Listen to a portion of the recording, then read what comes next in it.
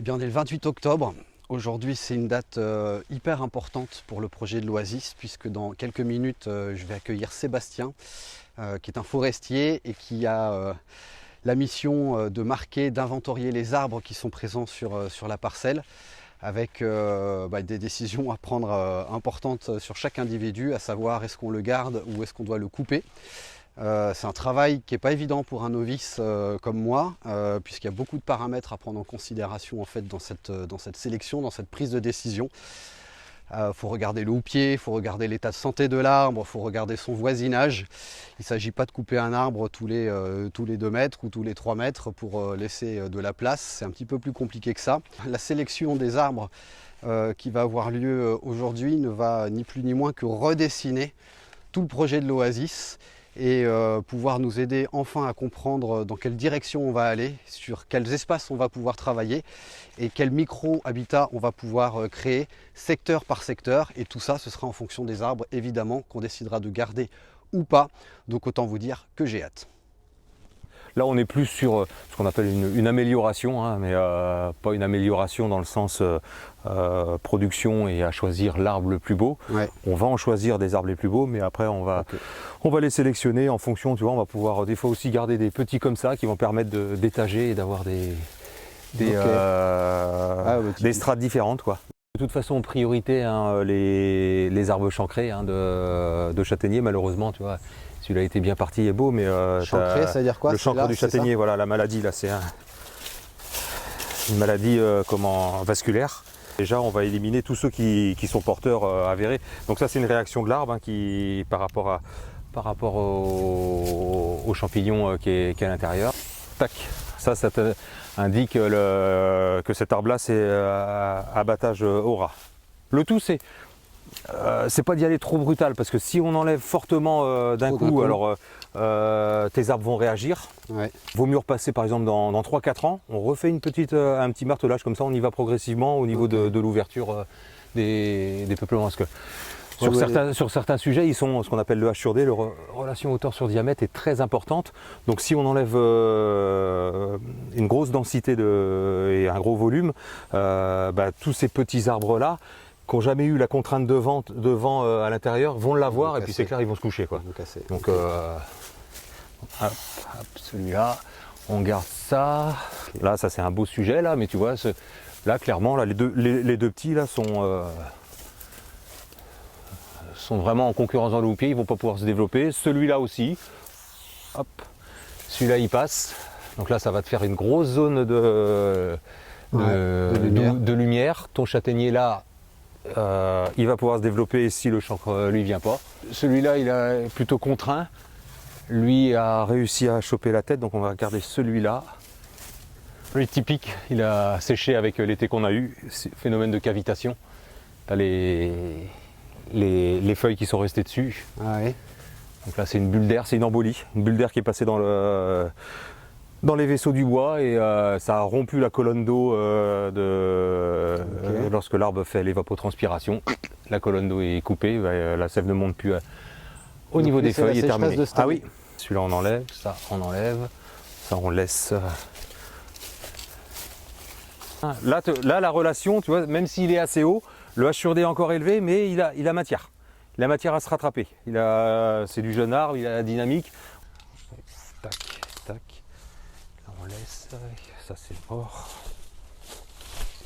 Ce que je te disais l'autre fois au téléphone, n'enlève pas tous les peupliers parce que tu as des espèces qui affectionnent le peuplier aussi. Ouais. Et puis certains, on va les faire mourir progressivement en les cerclant, quoi. Ouais. Comme ça ils vont dépérir petit à petit et le temps qu'ils dépérissent, ça va donner de la bouffe à pas mal d'espèces. Ouais. Tu vois. Celui-là qui a une belle ouverture, une belle cavité et tout ça, ça par contre ça on va le garder.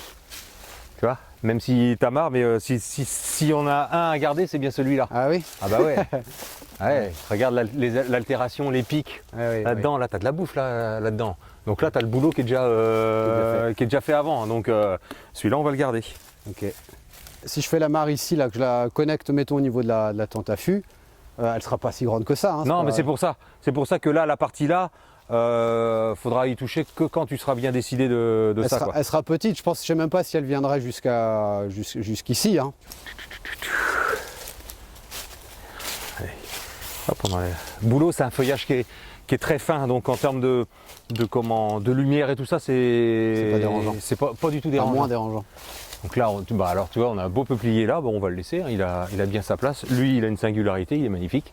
Donc, ça ouais, ah ouais, j'aime bien les tordus.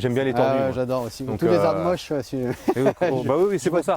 C'est pour ça, donc ça on garde ça. Ouais. Donc dans la 2, il se concurrence un petit peu, mais ça va encore. Allez hop, on enlève celui-là. Un beau petit boulot ici, donc on enlève. De l'autre côté, madame, tant pis. Regarde, il est chancré. Il avait toute sa place, mais donc là on laisse ça. Et ben écoute, on va enlever ce petit là. En face, on n'a toujours rien, donc tu vois, on a ce qu'il faut. Ça c'est mort. On garde. On peut garder en sous-étage. On va enlever celui-ci. C'est un beau à côté. Ça.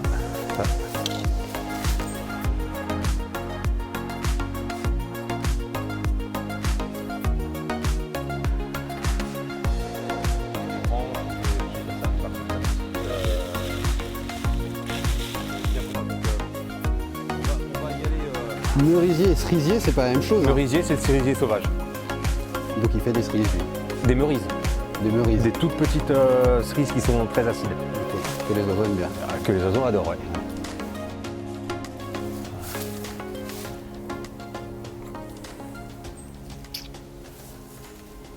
Ben on laisse.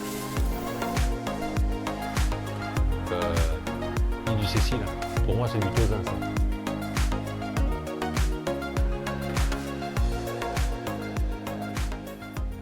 Si là je réfléchis production, celui-là je garde, celui-là j'enlève.